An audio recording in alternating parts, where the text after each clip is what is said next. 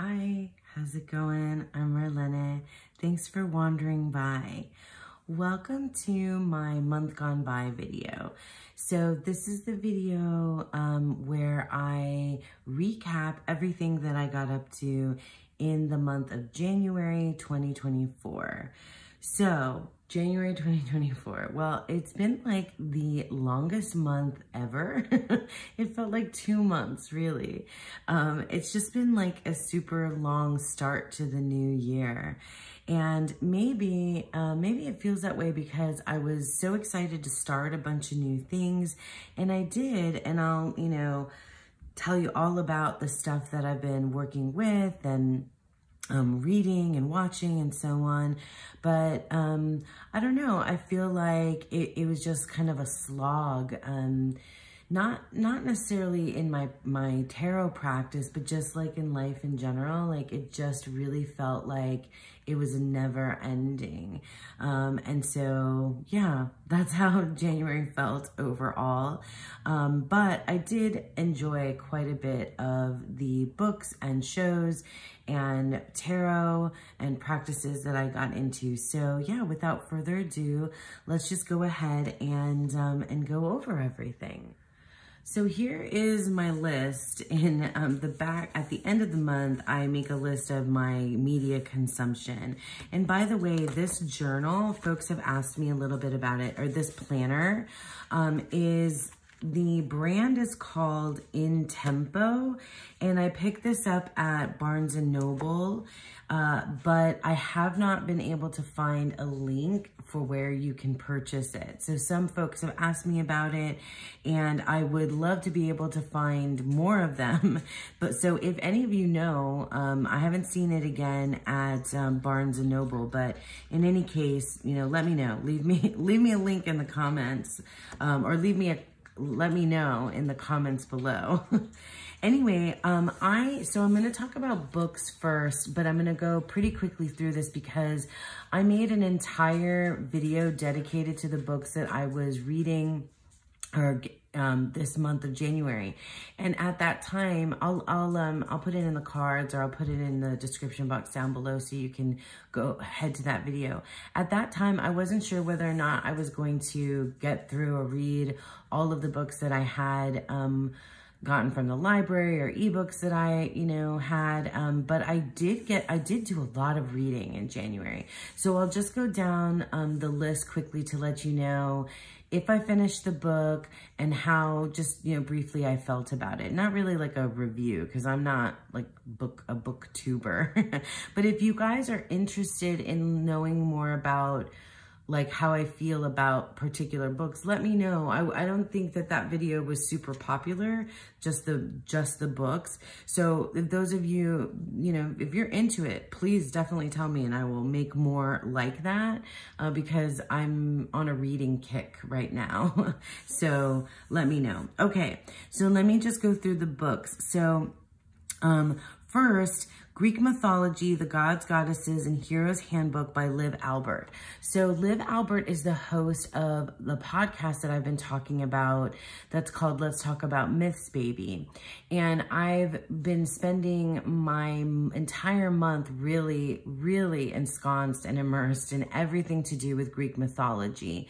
So this book, the Greek Mythology, the Gods, Goddesses, and Heroes Handbook, I have read a good portion of that book, but it's really a reference book. It's like a really good primer, I think, for folks that may not be like super well versed in Greek mythology, and it's just a good place to kind of revisit. So I have it in ebook form, so I can return to it whenever I want.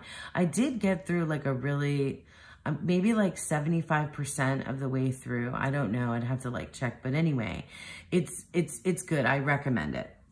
The Song of Achilles by Madeline Miller. Oh my gosh. I think I was gushing about it in the video that I did. I finished that book. I absolutely loved it. I just adore it. It's so good. But I feel like with all of this stuff, with all of the Greek mythology, like retellings. So the Song of Achilles is a retelling of the story of Achilles and his beloved Patroclus. I feel like if you don't know the original myth, then it might not be as compelling or as endearing or as interesting. For me, having some knowledge of the original myths is what makes the retellings so fascinating and interesting. So anyway, the Song of Achilles was great. The Theogony by Hesiod. So now I can't remember the translation that I had. I think it's is it Penguin Books? Ugh, I can't remember. Anyway, so the Theogony is the creation myth for the Greeks, and it really gives you like kind of everything from the beginning that you may need to know about the gods and goddesses. And it's like, for me, it's like required reading material for this particular course that I put myself on of learning Greek mythology. And so I read it, and I'm glad that I read it. And I don't, like, my memory is not super great, but I think I have a good, decent working knowledge now. But I hope I don't get tested anytime soon. No, but anyway, yeah, the Theogony, it's important. It's one of those classics that I think if you are embarking on a study of Greek mythology, it's something that you should read. Okay, Neon Gods by Katie Robert and Electric Idol by Katie Robert. So both of those I'll put together because they're part of the Dark Olympus series, which I started. This is fully romance, spicy, I don't know, smut. You could call it smut, I guess. I'm not sure of like the new categories for romance novels these days. But the Neon Gods is the one that is a story of Hades and Persephone. And then Electric Idol is a story of Eros and Psyche. I read both of them. They're ridiculous. Like, it's ridiculous. They're over the top. But it's super fun. If you're into like romance and smut novels, and if you have the background of the Greek mythology, then it's just really funny and really entertaining the way that Katie Robert, is it Robert or Roberts? Anyway, Katie Robert just takes it and turns it on its head. And there's like little nuggets that if you know the mythology, it's like really kind of funny, you know. It made me laugh. So, but it also was just super fun. And I really, really liked the Eros and Psyche one. That was my favorite so far. I've only read the two, but I preferred that one because Psyche, also the character of Psyche in that book is, she's fat. And that made me so happy because I rarely ever have read any romance where the main female protagonist is a fat girl, and I just like totally relate and absolutely loved it. Okay, I'm not going through this as quickly as I thought I would. Let me see, Oh, the poetry. Okay, so there's three poetry books. So Hold Your Own by Kate Tempest. I didn't finish reading that. That is, I mean, it's loosely connected to Greek mythology in that Kate Tempest wrote about like kind of a modern poetic connection to Tiresias, who is a character from Greek mythology that's a blind prophet who shows up in the Oedipus myth. Tiresias shows up in the Odyssey. So Tiresias is, you know, an important figure. But I don't know, the poetry just it really wasn't my thing. I could objectively appreciate her work, but it just wasn't for me. And yeah, I just didn't finish it. I read a good number of the poems in there, especially the ones that were connected to the Tiresias character, but it just in the end wasn't for me.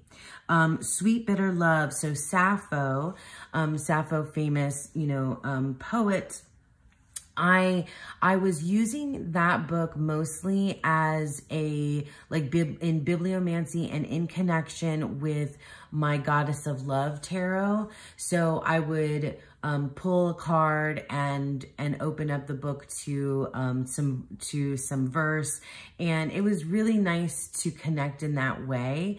I'm not usually somebody who loves classic poetry. I'm typically someone who reads mostly contemporary, modern poetry, but I really did enjoy the connection there and doing bibliomancy with the Goddess of Love tarot. So yeah, I mean, I think anyone who is studying Greek mythology or anyone who's interested in poetry, I think it's good to branch out and to revisit or visit in general the like the OG, right? One of the OG poets of all time. So yeah, good stuff there. And then Great Goddesses by Nikita Gill. So that's Nikita Gill, that's a modern poet, contemporary poet who is retelling myths from a very feminist lens and perspective. And that's another book that I wasn't doing bibliomancy.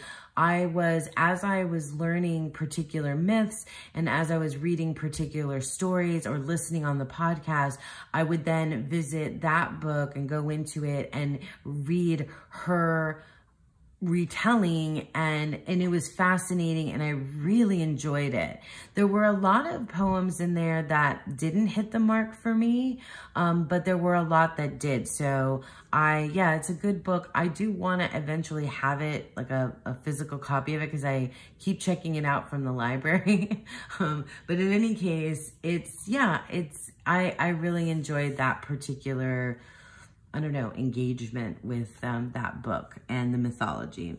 And then lastly, it was a book of plays, and I can't remember the translation. And this is 3 of Euripides' plays, Acestus, Medea, and Hippolytus. And I only read the first 2, Acestus and Medea. And I have also heard and read more about Medea, so that was super fun. And Acestus, it was good. The plays, for me, reading the plays is a good kind of mixture to fold into the other more like reference books that I'm reading or podcasts that I'm listening to. So I have like this mixture of all these different kinds of ways to engage with Greek mythology, where, whether it's like straight up scholarly kind of investigation from reading the classic text itself, the source text, like, Euripides and the Theogony and things like this. Then I have, and the Sappho poetry. And then I have that like kind of next layer, which is, I would say, Madeline Miller, who's more the retelling, but it's definitely more from somebody who knows their stuff. And it's literature, feels like literature to me. And I'm not saying, though, that the smut books aren't also literature. I'm being kind of a snob. I can't help it. Oh, my gosh. But I still love the smut books, because I do think that Katie Robert does have a really good understanding of Greek mythology to then, like, play with it the way that she does. Anyway, I just like having this, like, these different ways to get into Greek mythology, and then, lean on reference and as well. But in any case, that's it for books. Okay, so a couple other random things that is part of my media consumption. I've talked about the Myths Baby podcast already quite a bit. Love Liv Albert, love the podcast. She's been doing this podcast since 2016, I think. And I'm going in order, and I'm still only, I think, in 2019 episodes. So there's so much to dive into there. Absolutely love it. Can't recommend more highly. And then the other thing that I wanted to talk about, that's just a random YouTube thing. I mean, I guess maybe not so random, because this particular YouTube channel is called Moonlight Cottage ASMR. And it's a really giant channel. It's like millions of millions of subscribers, and her videos get millions of views. I know that ASMR is a huge, it's a huge thing on YouTube, the whispering, ASMR is about specific sounds or triggers that would trigger a tingly response up and down your spine. So it's a relaxation thing, it's a meditation thing, it's something that people use to help them sleep. It's a very just pleasant sensation, calming sensation. And I experience ASMR from particular triggers, whispering and also light triggers. So like if I'm getting an eye exam, like follow the light with a little like flashlight sort of thing, that gives me that, meditative kind of tingly response and helps me sleep.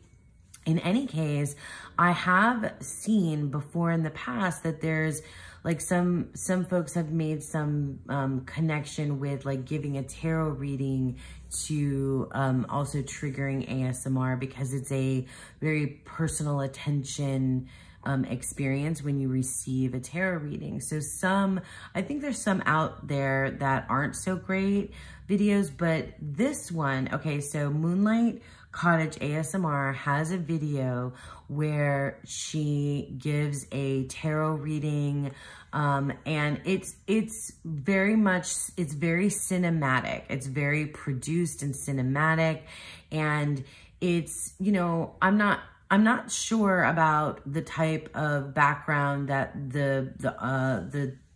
the host of that channel has in tarot, but it was just really interesting to me to watch this video, and like, because she did have some understanding of the tarot, and it was just really pleasant, and it was very staged, of course, and it also had a lot of the tropes and stereotypes that go along with tarot reading, like this kind of like mysticism or like dark kind of spooky vibes and witchy vibes, but I thought it was really well done. Like I thought it was really well done. I was pleasantly surprised, and I thought it was a cool video. So I am from like the tarot reading community. I think that one, out of some of the other types of those videos that I've seen, that one I think kind of hit the mark in a pretty good way. So I wanted to share it with you all.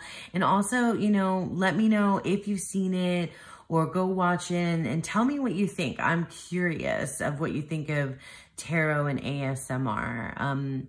I kind of find the two, interesting as a crossover. Okay, so that's it for random things. Okay, and now let's talk about the shows and movies that I watched. So first of all, let's talk about Fellow Travelers. Okay, I don't know, I honestly don't know when it's a mini series. I don't know when it came out, but it was just like amazing. I binged it in like a few days, maybe. A friend of mine told me to watch it. I think it's based on a novel or novella, but in any case, it follows the love story of two gay men from the 50s through the 1980s.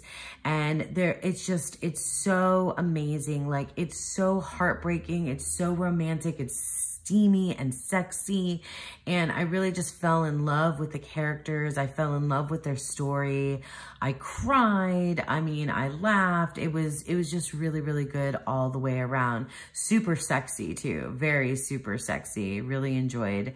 Yeah, it was really awesome, just kind of all the way around.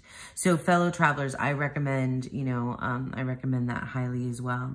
Oh, and then again on the Greek mythology track, I rewatched The Clash of the Titans, the 1981 movie. And I know that Clash of the Titans has lots of things that are wrong in terms of the Greek myth. But I grew up on that movie. I saw it when I was a kid, and I absolutely fell in love with Pegasus in the movie. It's the Harry Hamlin version of Clash of the Titans. So good. Totally enjoyed that. Loved it. And what else have I been watching? Oh, I've been watching Northern Exposure. So Northern Exposure is a TV show that is from the 90s. And I watched it back in the day when I was a teenager and in college. And it's about a doctor, a Jewish doctor, who ends up having to work in a remote town in Alaska called Sicily because he owes the state of Alaska for paying for his medical school. So he's in this town in Alaska called Sicily, and it's about him, but there's a cast of characters in that show that are quirky and dynamic and like just so unexpected, unpredictable. The show is really quirky. It's also really philosophical, and I just adore it. So I'm still working my way through it, and I watch it, and haven't seen it since, I mean, maybe for like 20 years, I haven't watched the show. So it's a really fun rewatch for me. And another cool tidbit from that is that one of the main characters, who's a radio host on the show Northern Exposure, he was building, there's a scene where he's building like a house of cards using the Thoth tarot deck, and I think I posted it in one of the Discord servers. But yeah, that was so cool. I loved seeing that. That was really awesome. And yeah, so that's it, I think, for all the things that I've been watching as well. Okay, so now let's get into the bit that everybody loves, my tarot practice and the decks. All right, so there were practices that were more interspersed throughout the month. And then there were tarot practices that were more dedicated, like daily practices or weekly practices that I got up to, which is typically how I roll. So let me go through the ones that were a little bit more interspersed or and weren't like, you know, an everyday type of thing. So first, let's talk about the deck and walk. So I feel like I do a terrible job in these monthly recaps of talking about my own deck and walk practice. And I think it's because I spend a lot of time working on those videos for you guys. And while I do engage in the learning process of the deck-in, the spreads and then using tarot with it, I do, but I think after I've gone through this 1 year, I think I will use my spreads again in the future and to connect. And because right now it definitely feels like it's for others and not as much for me for some reason. But that doesn't mean that I don't do those spreads, because I test them out with myself before I, send them out to you. But in any case, for the month of January, we had Capricorn 2 and Capricorn 3 for our deck-ins. And I used this deck, the Jupiter Tarot, which is an indie deck.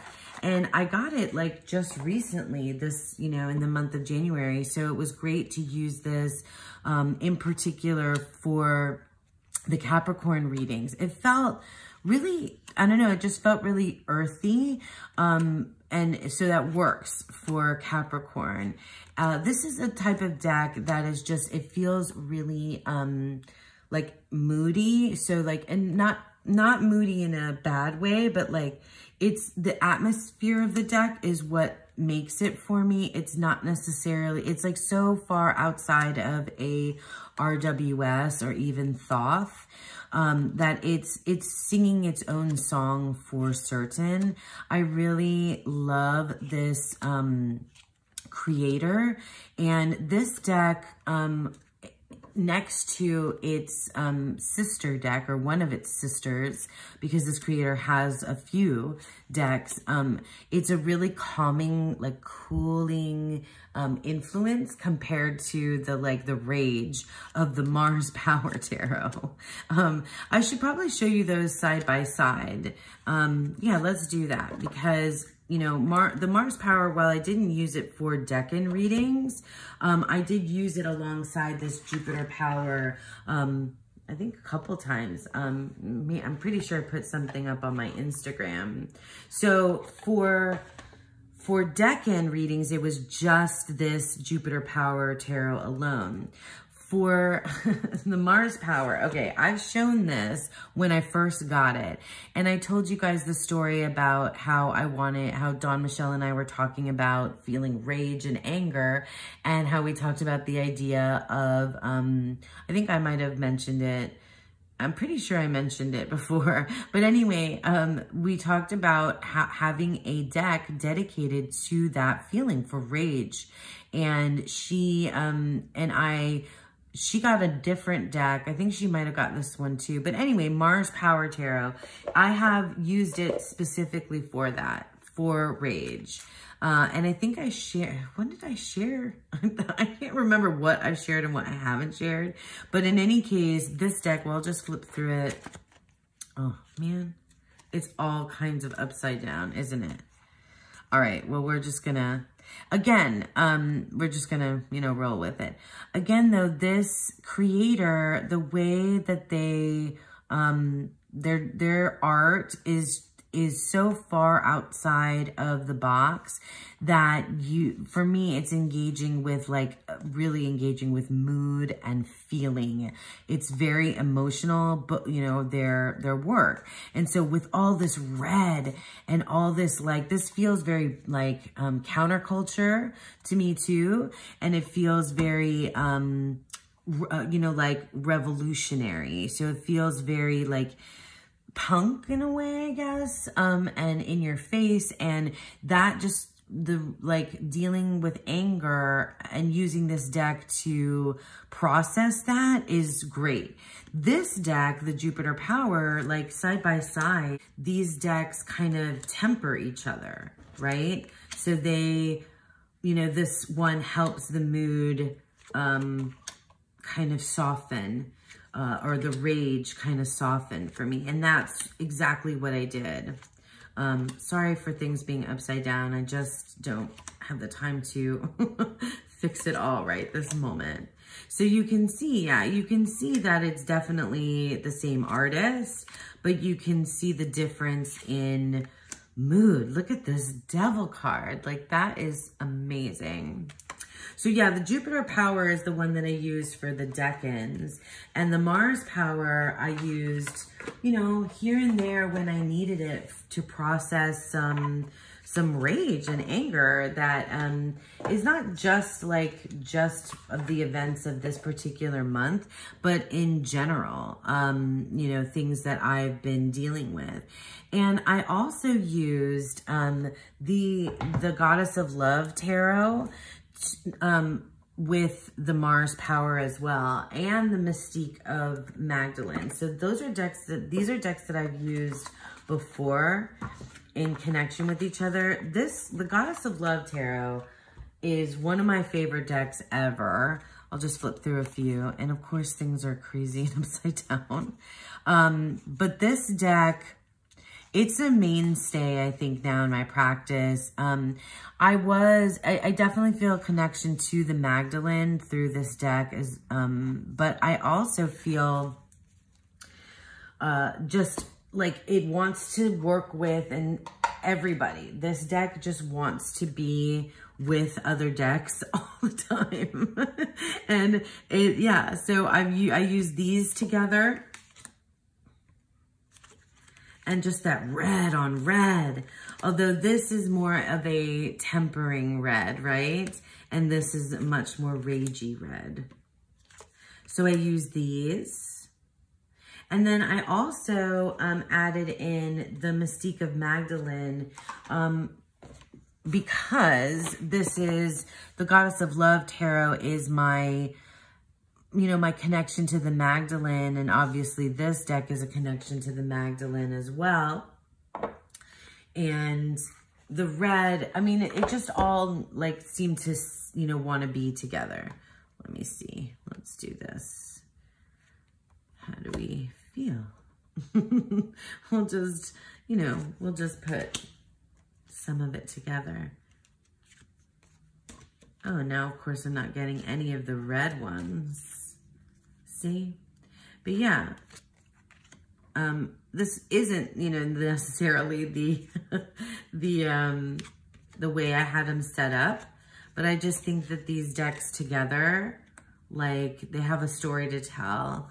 And this, you know, the goddess I reach to for, oh my gosh, all different kinds of things, not just comfort or solace, but like an understanding of myself. And the Magdalene feels very connected to the body and to like humanity for me. So that definitely comes into play. And then, you know, like I said, this deck, look at this Queen of Wands. This deck is about, you know, working through some anger and rage, really rage, you know.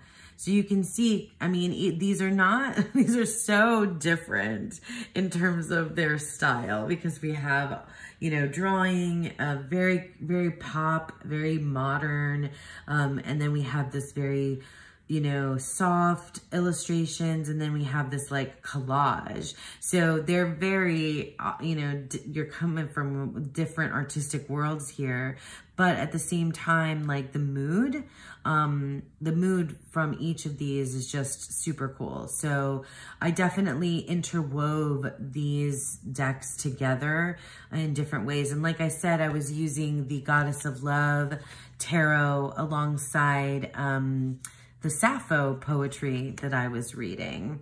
Yeah, so that's, those are some of the one-offs that I did. The Deck and Walk, the Rage, you know, readings, the Goddess work, interwoven in there. And, oh, there's one more. So this is the Dream Vision Tarot, and this is the first edition. It is, an indie deck, and as always, I leave links to where you can find the decks down below. I used this deck in the self-worth path practice. So Lisa Pepez, who many of you, if not all of you, know, is she has a membership on YouTube, and one of the things that we do in the, I'm pretty sure it's the Badass Unicorn tier, is we are going through her book, The Self-Worth Path, and we are going like chapter by chapter, and each chapter we're focusing on a particular topic. And then she has a live stream where we discuss the chapter, and then we do readings. So we do our own individual readings, but we discuss the reading as a group. And this particular month of January, the topic was holding yourself accountable without beating yourself up. And it was really great. There was a spread that we did, and I think I even have a picture of it in my planner. But I chose this Dream Vision Tarot, which is one of my favorites. I pull this deck out when I'm looking really for guidance from these like spiritual beings, and they feel like aliens to me. The creatures in this deck just I connect to some like otherworldly space with them. They feel like beyond. They definitely feel like beyond. And it was a perfect deck to choose because also it's very easy to read. So even while I feel like I'm having this like very celestial spiritual experience, it's also really good advice. Really good, very solid advice, because it's a RWS inspired deck. So while it's like this like ethereal kind of quality, it also really just makes perfect sense for day-to-day life as well. So yeah, it was a great choice to use for our self-worth path reading and work this particular month. So yeah, so that's the Dream Vision Tarot. Okay, so now into my practices that were really intense, the entire month of of January. So I am attempting to do a daily draw for the entire year with different decks month to month, but also tied to like specific things that I'm studying. So obviously I've already mentioned a few times that I'm working with Greek mythology. And so the Odyssean Tarot is the deck that I've been using throughout the entire month of January and as daily draws. And I'm so in love. Like I did a walkthrough of this, and now I'm even more enthralled with it. I can say though, let me flip through while I talk about it, and I'll show you my journal, because I've been doing digital journaling as well as you know, paper planner journaling. In any case, what I can tell you about how I feel about this deck now, and also alongside working with and learning Greek mythology, is that like I feel like you are missing out if you are only using this guidebook as part of the interaction with it. Now, the guidebook is amazing. The guidebook is really interesting. I kind of really enjoy, I can't remember the name of the creator. It's in here somewhere, but anyway, their point of view and is just really cool. I really like how they interpret the tarot, Greek mythology, philosophy. You know, they look at things through, you know, they look at things through with a modern sensibility with these ancient myths, right? It's cool. They don't always explain the connection, like really the connection between the myth or the, you know, god or hero or whoever it may be that's figured in the image, with how that ties directly.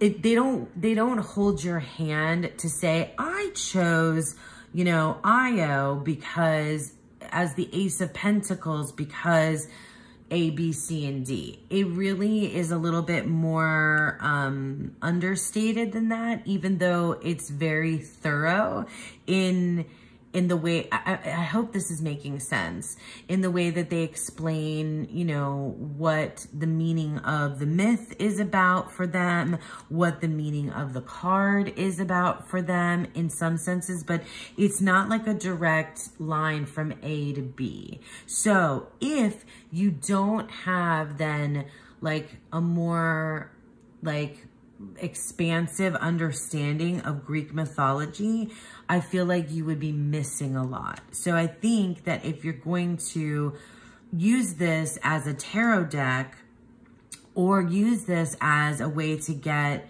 more well-versed in Greek mythology, I think you need more sources. That's what I'm saying. I think you need more sources to kind of put all the puzzle pieces together. And having a very good understanding of the tarot it helps, right?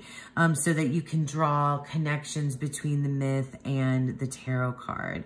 Now, I am so lost in the myth that sometimes I really was just more involved in the mythology piece than in the tarot piece. That's what happened with me working with this deck.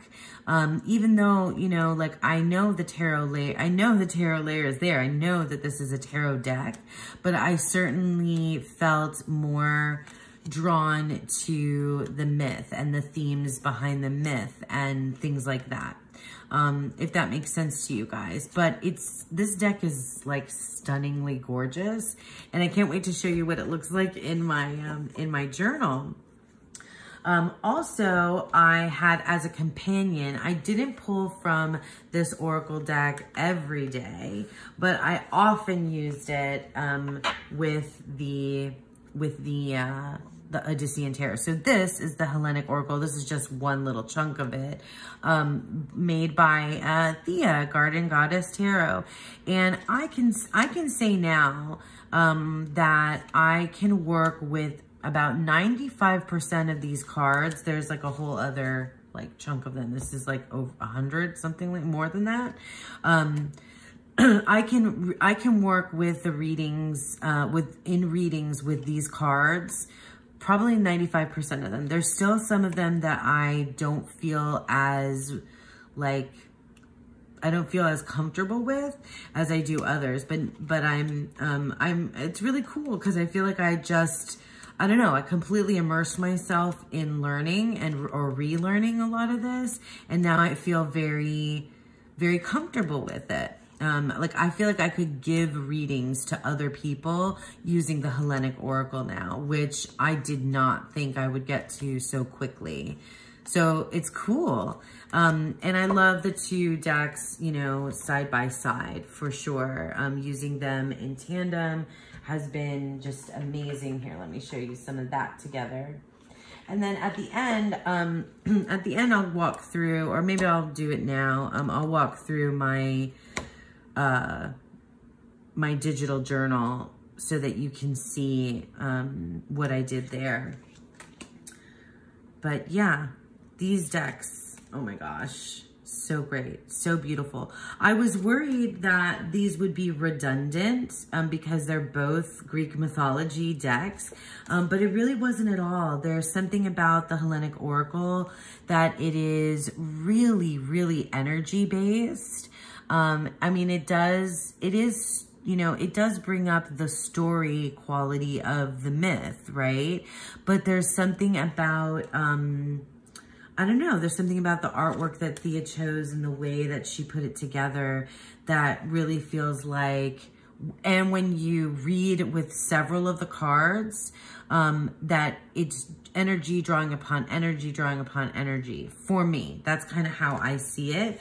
Whereas with the tarot layer, the mythology and the tarot layer, it's really more, it's definitely more message based. It's more thematic. It's more metaphorical, and it's more narrative than I would say over here. This is just like, it's like boom. I don't know if that makes sense. It's like boom. Yeah, here's Penelope and Hebe. So yeah, it's really cool. Very cool Greek myth decks. Let me show you in the digital journal what that looks like. Okay, so here is one of my digital journals that I've been working on. And I'm sorry, I hope it's not too reflective that you can like see it. I'm just gonna go through really quickly. This is a card a day digital journal that was, that Dawn Michelle made a long time ago. I want to say 2 years ago when we were doing Thoth study. And so I had originally used this or started to use this back then, but then I switched to paper journaling at that time. Now, it seemed like the perfect time to use it for my studies that I want to do, that I'm doing this year in 2024. And so I have the 4 different things that I'm attempting to study throughout 2024. So I have little pictures to represent them, right? So Greek mythology, and then alchemy, and Marseille, and then we have Lenormands. So those are my 4 things that I want to study. And so you can jump back and forth from the main page to the month.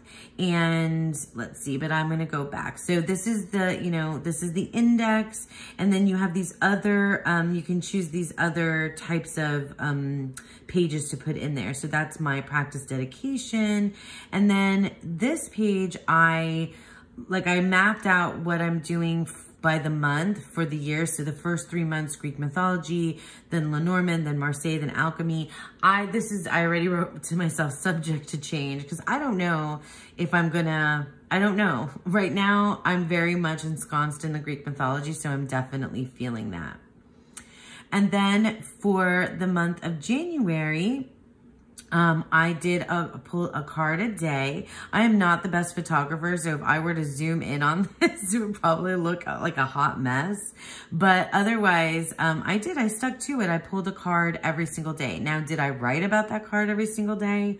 Not necessarily. Before we get into the days, let me show you, I did an interview spread with the Odyssean Tarot and with the Hellenic Oracle. I think I even borrowed the interview spread questions from Theia, although I know these are very, it's a very typical one, right? How do you see yourself? How do you see me? And how will we work together? So I did that, interview spreads. And then, oh yeah, I have my year ahead reading. I popped it in here and I did an entire dedicated video to my year ahead reading. So you can check out that video.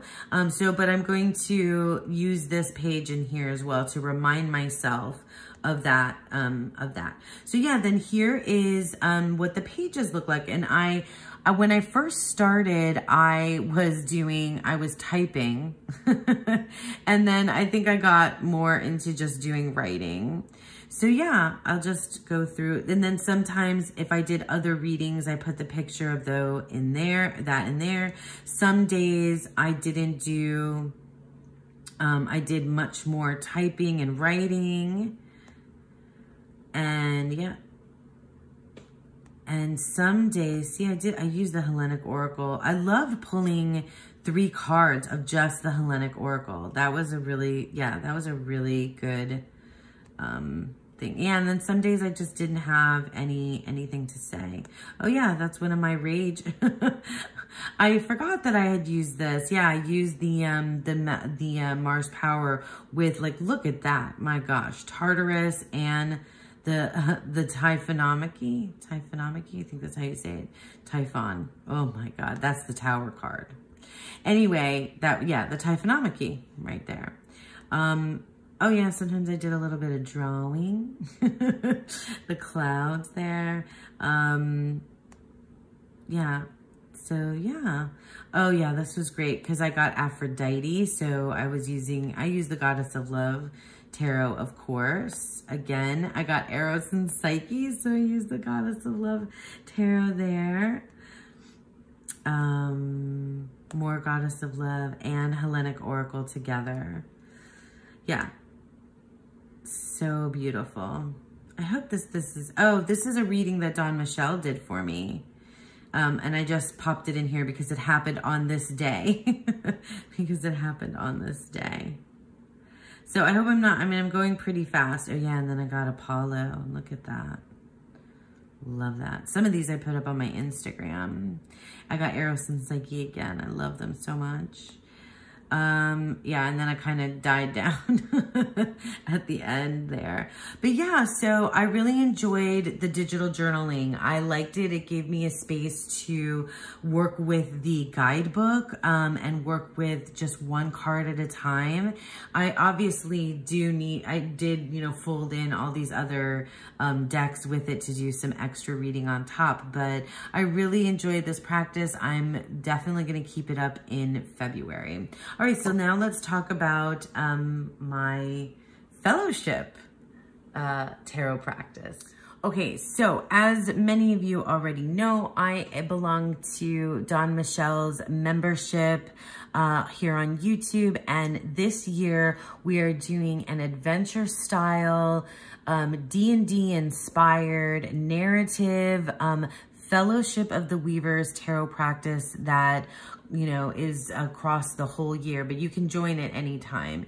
And it's just super cool, very exciting. This first month was really like a getting to know you, like an initiation, just embarking on this particular journey. This is a large Peggy bag, which is the perfect size for me to have all of my fellowship stuff inside. So these are the decks that I worked with primarily. So the Tarot of the Fairy Folk, and then this is the Citadel Oracle. But then I also have my little bag. I use like an old sunglasses bag. I did put some stickers on it, but I use an old sunglasses bag to put in my dice, because in the fellowship, and I also have a crystal in here too.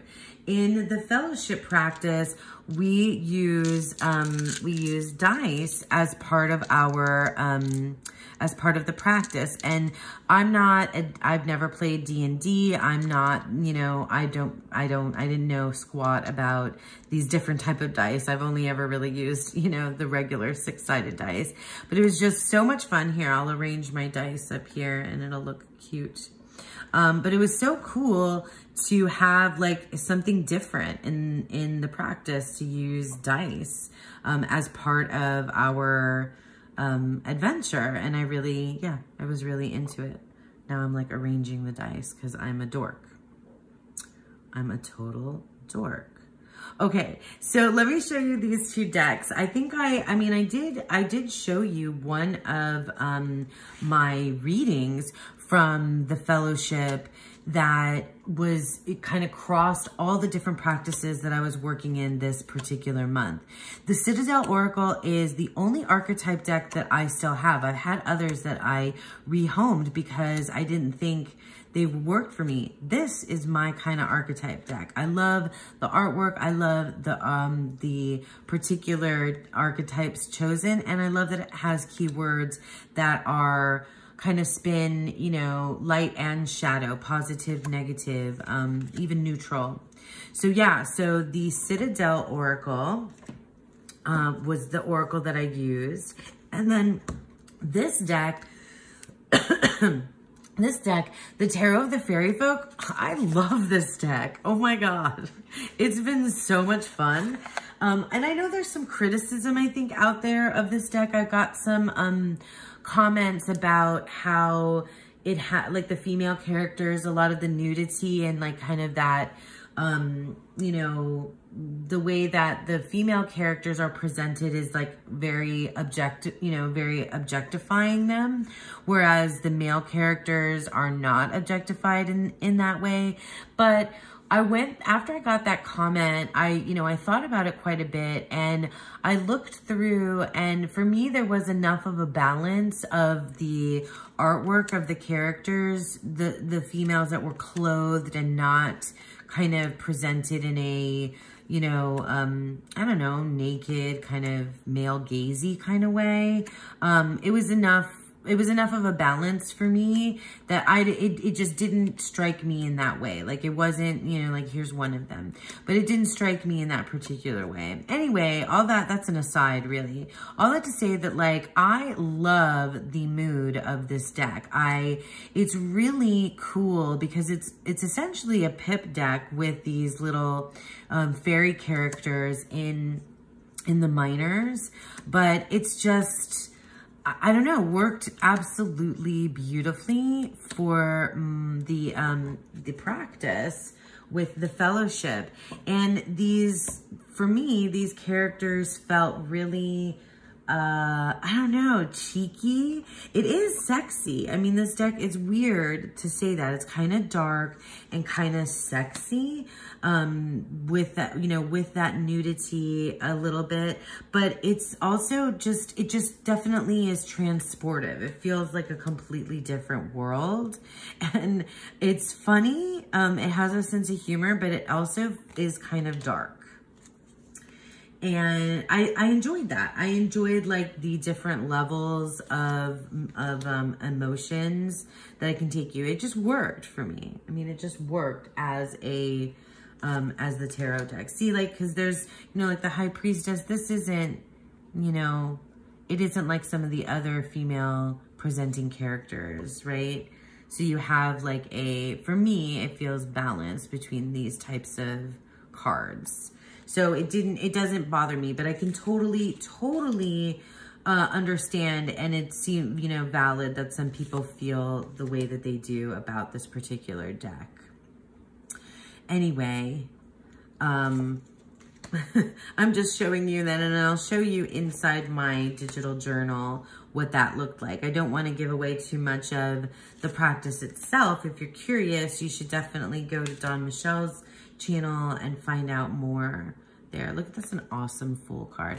Oh, also the little white book for the Tarot of the Fairy Folk is really good.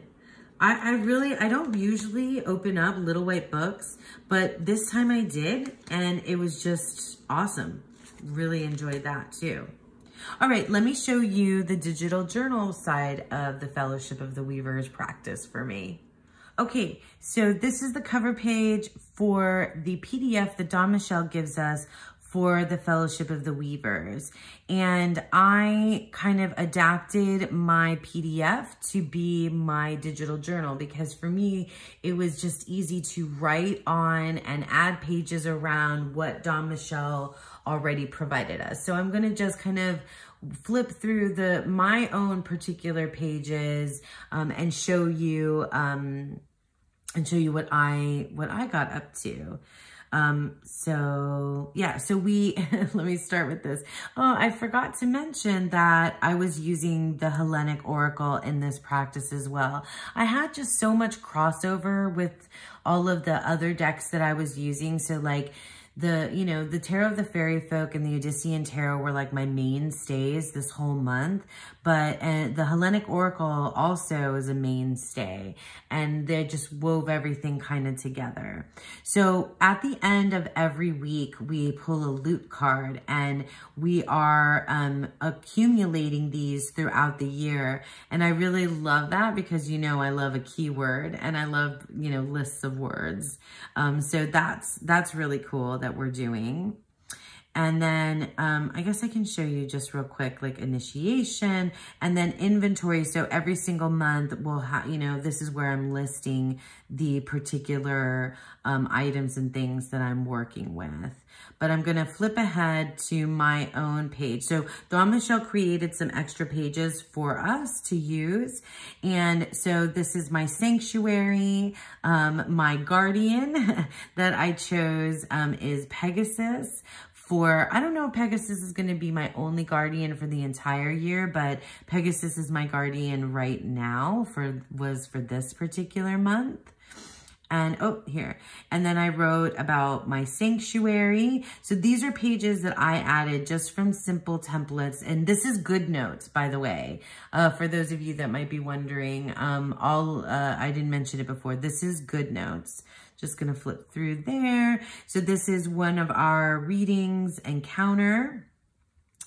And I made a page dedicated to my guardian. Let me keep flipping. And yeah, and I decided that my guardian didn't need its own dedicated deck. Some folks chose to use a deck for themselves and a deck for their guardian as we go through. And this is the reading, this is the reading that I made my own. I made a separate video all about how this reading itself connected to all the other things that I was working on this particular month. Here's another one. Another one of my readings. Oh yeah, this is the Fellowship Pledge. Dawn Michelle wrote this, but I created like a cute little, oh my gosh, my lines are so crooked. That's so funny. And yeah, so that's our Fellowship Pledge, which I think is super amazing.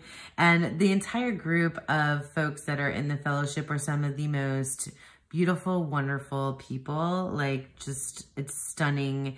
The Discord server that we have alongside it is just, it's really nice to be in a safe space with folks that are using this particular practice. They're writing these long narratives that are like amazing to read. And I love the amount of sharing and support in that particular group. It's really, really nice. So here's another page that I did myself. I'm just flipping through Dawn's because I don't think it's, necessarily fair to show her work. And the Guardian's Challenge. Cool, huh? I love, so with this particular one, we rolled the dice, and you could, based on how the dice were rolled, you would flip over your Guardians cards at the top, and my cards were at the bottom. So I pulled all from my bottom row, which I thought that was a really interesting, and a really interesting reading. And let's see, this is the last week. Oh yeah, so funny because I got the Deccan card to what will help me maintain motivation. And this is the last one. Yeah, the very last reading for the month of January. So yeah, so that is my work with the Tarot of the Fairy Folk and the Citadel Oracle in the practice, the Fellowship of the Weavers. Okay, and lastly, you guys, I want to flip through my planner because I've been having a lot of fun writing and using stickers and washi tape and stuff in here. Some stuff is a little bit personal, so I kind of flipping through a couple of pages, but I just want to show you what I did in here. Oh, you know what? I started writing down the new moon and the full moon, and then I just realized that like, that's not a practice that I ever keep up with. So yeah, I did some washi tape here and then added stickers. And then here's my, month at a glance. And I've really been keeping a track of the Decans here, as well as like channel stuff. So like when I'm filming, when I'm posting, and just other stuff, you know, like my kid went back to school and things like that. Some other life stuff in there. And then, oh, I had to glue because there's a different like graphic under here. So I glued this over top. And then obviously this looks familiar if you've been paying attention to my journals, where I put the practices and the tarot and oracle decks that I was using. And so I set aside stickers for Deccan days. I put pictures of my readings in here, more washi tape, days that I didn't write. Just more, you know, cute, like, things here. Oh yeah, this is one of my readings. So I use a Canon Ivy to print out stickers, photo stickers. Just having fun with red and pink. Oh, here's my reading with the Dream Vision Tarot on Self-Worth Saturday. Some days I just didn't write at all. Yeah. But I got kind of waylaid at the end of the month. But, you know, not too bad. I think it's pretty cute, and I'm enjoying using this particular journal. So, yeah. Okay, my friends, so there you have it. That is my month gone by of January 2024. I always think I'm gonna do these videos faster than I ever can. And they're always really long, but I hope that you enjoyed that. And thank you so much for hanging out with me and sticking with me. I hope that you all have a beautiful, wonderful day. Bye.